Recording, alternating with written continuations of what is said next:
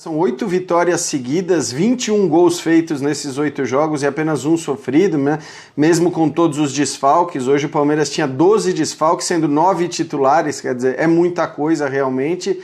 Então é claro que o começo é animador, elenco a gente sabe que o Palmeiras tem, mas evidentemente tem até um certo ponto, né? Quer dizer, é preciso ver essa quantidade de desfalques, até quando ela vai, né? Até onde ela vai. Já se sabe que 2 jogadores não atuam mais na temporada, no caso do Wesley e do Felipe Melo. Enfim, então acho que ele vai ter que administrar de alguma maneira. O começo é bom, acho até que o jogo de hoje foi o jogo em que o Palmeiras menos produziu, né, na comparação com os demais aí pegando essa fase curta aí do Abel Ferreira, e era normal que fosse assim justamente por toda essa ausência de jogadores, né? Sobretudo do primeiro turno, que na verdade não terminou, mas contando o que aconteceu na 19ª rodada, eu disse que era do Fluminense, porque a equipe tinha conseguido uma pontuação para o potencial do elenco enorme. E o time, no tempo do Vanderlei Luxemburgo, a gente discutiu isso aqui várias vezes, não foi opinião só minha, opinião acho que de quase todos, mais subaproveitado, quando a gente falava do potencial dos jogadores, era o Palmeiras. O Palmeiras agora está tendo bem aproveitado. O Palmeiras tem um elenco tão bom, mas tão bom no padrão brasileiro, para mim o segundo melhor do país ainda, atrás só do elenco do Flamengo, que consegue lidar com esse monte de desfalques e ainda tem uma boa qualidade de jogo e a sequência de resultados positivos que o Jean falou. A sequência só não é maior porque no primeiro jogo do Cebolinha ele repetiu a escalação do Vanderlei Luxemburgo contra o Fortaleza, salvo engano. Foi. E o time não conseguiu o resultado positivo, porque é uma equipe que tem muita velocidade, tem muita qualidade para sair jogando. Se quiser usar o lançamento longo, também tem jogador que escora a bola na frente, tem movimentação interessante, pode marcar alto, pode marcar atrás, tem opção de reposição em várias posições, né? Perde o Felipe Melo, pode ter um Danilo, um Patrick de Paula. Hoje com o Zé Rafael foi no sacrifício, porque são muitos jogadores ausentes, mas esse foi um dos acertos do Luxemburgo, né? O Zé Rafael funcionando como segundo volante, o Scarpa na lateral, tem algumas coisas ali que o Luxemburgo fez que funcionam numa dinâmica diferente da anterior. Então eu acho que a tendência do Palmeiras é de crescimento e o Fluminense, se mantiver o que fez no primeiro turno, terá feito uma proeza diante do que pode. Mudou tanto assim mesmo, Mário Marra, o Palmeiras do Abel? Então, eu acho que o Palmeiras do Abel é uma sequência de adaptações que o Andrei fez, né? O Cebola fez quando saiu o Vanderlei Luxemburgo. Em algum momento, nos primeiros jogos, mais de contra-ataque, na verdade bem mais de contra-ataque, mas ele tentando achar uma forma de o time ter uma boa evolução com a bola no campo do adversário. E para mim um segredo disso aí era o Wesley, que é um jogador que sai bem de um lado, vai para o outro, conduz muito bem a bola, que também tem o drible, mas aí perde o Wesley e o Gabriel Veron começa a jogar muita bola, muita bola. Ele já era um jogador especial quando se falava em Palmeiras desde a temporada passada. Só que ao passar do tempo ele não estava confirmando isso na atual temporada, mas agora ele confirma. E acho que um outro segredo é o Rafael Veiga. Um jogador, sabe, William, naquela fila que tinha inclusive o Zé Rafael, que depois é que foi para trás, mas Lucas Lima, Gustavo Scarpa, sempre tive a sensação que o Rafael Veiga ele acaba indo para trás da fila. E ele entrava e fazia gol contra o Atlético Paranaense, fazia um golzinho aqui, um outro ali, e ele sempre me dava a sensação, falei, esse cara quando assumir, ele não larga mais. E ele assumiu e não larga mais. Ele hoje é um jogador muito importante no bom funcionamento do time do Palmeiras. Eu só preciso destacar que o Fluminense fez um bom jogo. Eu gostei muito do que vi do Fluminense, o resultado é um resultado justo, porque o Palmeiras produziu para isso, mas o Fluminense produziu também para incomodar um pouco mais o time do Palmeiras. O Nenê perdeu um gol que não é comum ele perder, Lucas Claro bem, inclusive fugindo da característica inicial do Lucas Claro, tentando achar passe no meio das linhas de marcação do Palmeiras e fazendo bem, e o Dodge é um jogador que é preciso olhar com muito carinho, muito cuidado, que é um jogador também especial. Essa fase, então vamos lá, vamos tratar assim, essa fase Cebola / Abel, André Kfouri, nesse momento, é o Rafael Veiga o principal destaque mesmo? Um dos, né?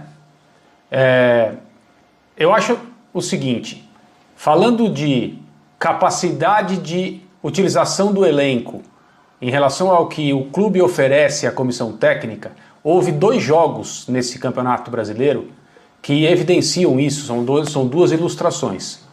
A visita do Flamengo ao Allianz Parque naquele empate em 1-1, muito provavelmente por desempenho o Flamengo deveria com seu time C/D, ter vencido aquele jogo. E essa partida que o Palmeiras fez hoje, contra o Fluminense, obviamente, com a vitória em casa. O Palmeiras tinha mais de um time indisponível hoje. Jogadores de extrema importância, por diversas razões.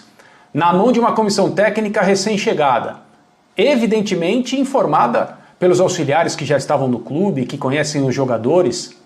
Mas eu creio que se fosse uma comissão técnica que prefere ficar pensando naqueles que não estão disponíveis para jogar, até como uma apresentação na entrevista coletiva depois do jogo, das razões pelas quais a vitória não aconteceu, a vitória evidentemente não teria acontecido, talvez o Palmeiras tivesse sido derrotado pelo Fluminense hoje.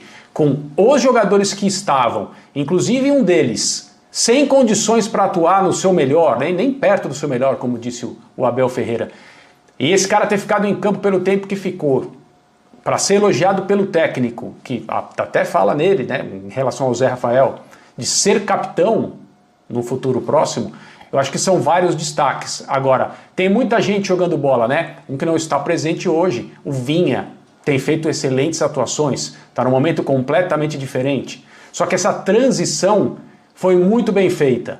A gente falou nisso aqui num Linha Recente. O período do Cebola foi maior do que a diretoria do Palmeiras imaginava. Ela gostaria de ter contratado um técnico antes do que conseguiu fazer com o Abel, e a gente acompanhou esses processos todos. Mas enquanto ele esteve no time, e sem a cobrança por estilo, sem a cobrança por qualquer coisa que não fosse exatamente fazer essa ponte da melhor maneira, ele conseguiu fazer a ponte da melhor maneira. E entregou para o Abel Ferreira um time em bom momento, com jogadores motivados, dispostos a jogos como o de hoje. Se não fosse assim, não teria acontecido. E o Patrick de Paula, hein, Geode? Precisa recuperar, né? Se é para procurar alguma coisa que ainda não está, né, como se imagina no time, eu acho que você pode apontar realmente para o Patrick de Paula. É muito estranho, né, a diferença brusca de rendimento do Patrick de Paula, do que ele vinha jogando para o que ele jogou nos 3 últimos jogos antes de ir para o banco de reservas e de lá não mais sair, né, só saiu agora porque realmente não tinha jeito por todos os problemas de desfalque. É impressionante. Tem alguma questão aí, alguma questão psicológica. Eu diria que o William também é um cara que está muito, mas muito longe do rendimento que já apresentou no Palmeiras, mas esse acho que caiu de rendimento depois da lesão que teve, né? Desde que ele voltou da lesão, ele não tem conseguido jogar naquele nível altíssimo que ele jogava. Então, acho que são 2 jogadores aí para recuperar, para o Abel tentar recuperar. Claro que agora ele não tem muita opção, então ele tinha que pôr para jogar, mas de fato o Patrick acho que está bem abaixo do que a gente vinha vendo. Agora ele também está encontrando soluções interessantíssimas, né? O Danilo, que não jogou hoje por conta de Covid, estava fazendo grandes jogos, então passa a ser, acho que, né, possivelmente o parceiro do Zé Rafael ali no meio, agora que o Felipe Melo se machucou. Ele encontra a solução do Scarpa pela lateral esquerda, e essa é bom dizer que o Luxemburgo já tinha feito isso, mas o rendimento que o Scarpa vem mostrando na lateral esquerda é muito alto. Para mim, talvez hoje tenha sido aquele que mais se destacou, né? Embora os gols tenham sido feitos pelo Rafael Veiga, eu acho que quem mais se destacou, sobretudo no primeiro tempo, na criação de jogadas ali, foi o Gustavo Scarpa, ainda que o Palmeiras não tenha criado tanto, né? Então, acho que ele tá achando alternativas legais aí, ele tá encontrando bons jogadores, mas repito, acho que, a exemplo do que acontece com o Grêmio, que tem uma longa sequência de jogos de vitórias aí, né? Acho até que o Grêmio jogando menos do que o Palmeiras nas últimas partidas, mas é preciso pensar também na hora que o Palmeiras for enfrentar os seus adversários mais fortes, seja na competição que for.